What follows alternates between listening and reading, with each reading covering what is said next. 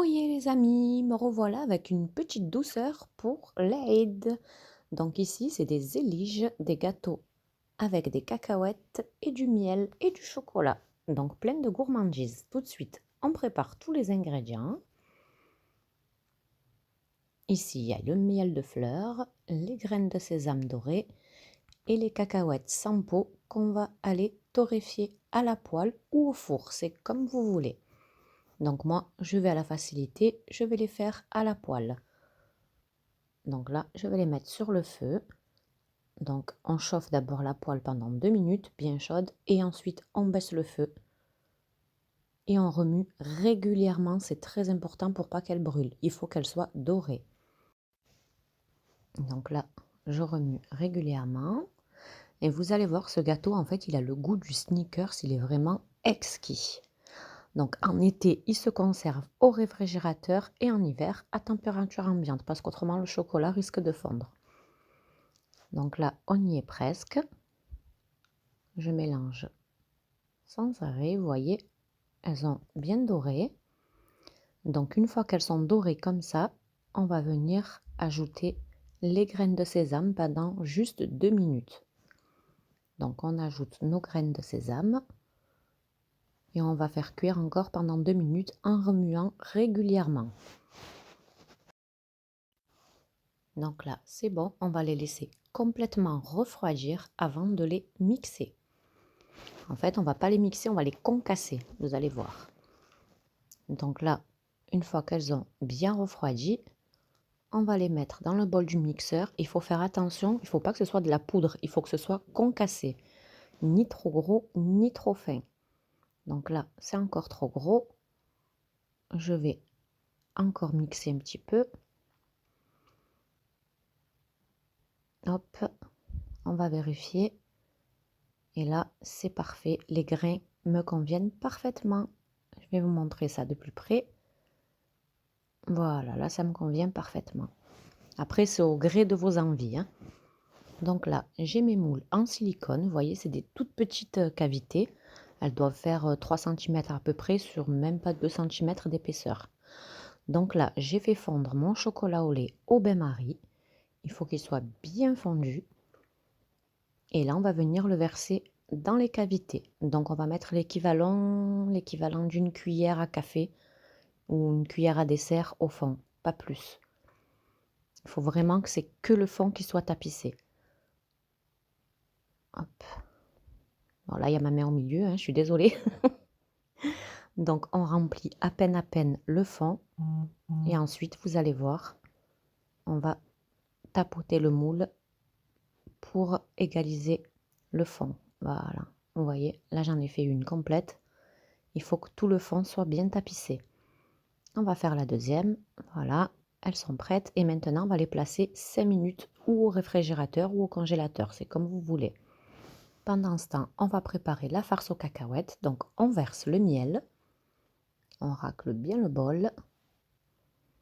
Et là, on va venir d'abord mélanger avec la cuillère. Voilà, on fait bien avec la cuillère. Et malheureusement, ensuite, on va devoir plonger la main pour bien amalgamer la préparation. Donc ça colle, hein, c'est du miel. Donc on mélange bien. Il faut qu'il y en ait de partout et que toutes les cacahuètes soient bien enrobées de miel. Voilà, là c'est parfait. Maintenant, on va racler notre main et se laver la main. Ensuite, on récupère notre moule qui était au réfrigérateur. Vous voyez, le chocolat a bien durci. Et là, avec l'aide de 2 petites cuillères à café, on va venir remplir toutes les cavités. Donc on y va 3 par 3 ou 6 par 6. Et ensuite, on va venir tasser avec le dos de la cuillère. Vous allez voir. Donc là, on remplit et on ne va pas jusqu'en haut du moule, hein. On laisse à peu près 2 mm pour pouvoir ensuite mettre le chocolat blanc. Donc là, je remplis et maintenant, je viens bien tasser avec le dos de la cuillère. C'est très important pour qu'ensuite, il se démoule parfaitement. Et si vous voulez retrouver la forme traditionnelle du zélige, vous savez, dans le grand plateau et qu'ensuite on découpe au couteau, je vous mettrai le lien de ma recette sur mon blog et vous avez toutes les explications.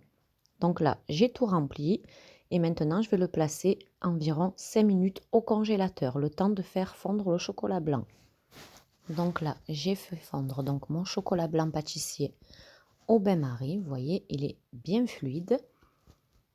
Et là, on va venir le verser donc sur nos cavités qui ont bien durci au congélateur. Donc là, pareil, comme le chocolat au lait tout à l'heure, on vient verser juste ce qu'il faut pour pouvoir étaler ensuite. Donc je vais vous montrer sans mettre la main devant. Voilà.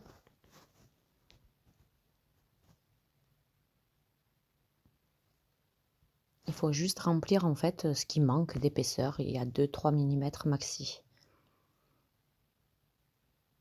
Voilà, là je vais vous montrer, après je terminerai le reste. Donc là on tapote pour étaler le chocolat. Et si ça ne va pas dans les coins, vous prenez un cure-dent et vous faites aller le chocolat de partout dans la cavité du moule. Vous voyez, on y va délicatement.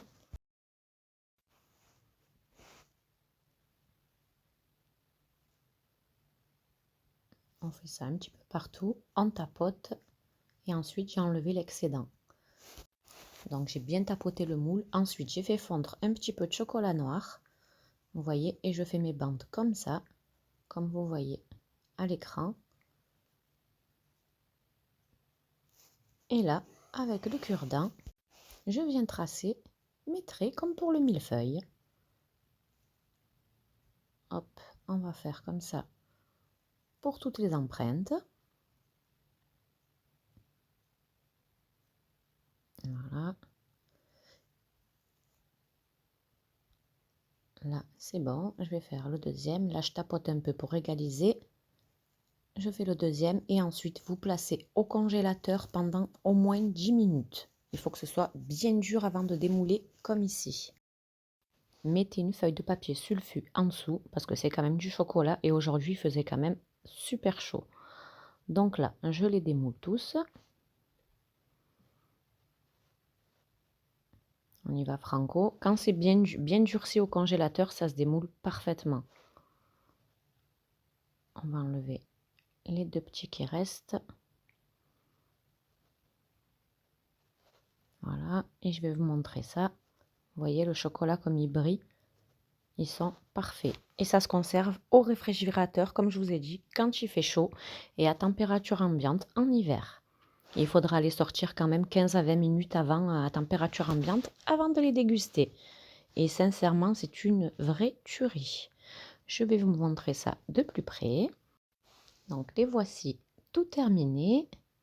Vous voyez, on voit la couche de chocolat au lait, les cacahuètes avec le miel et la couche de chocolat blanc.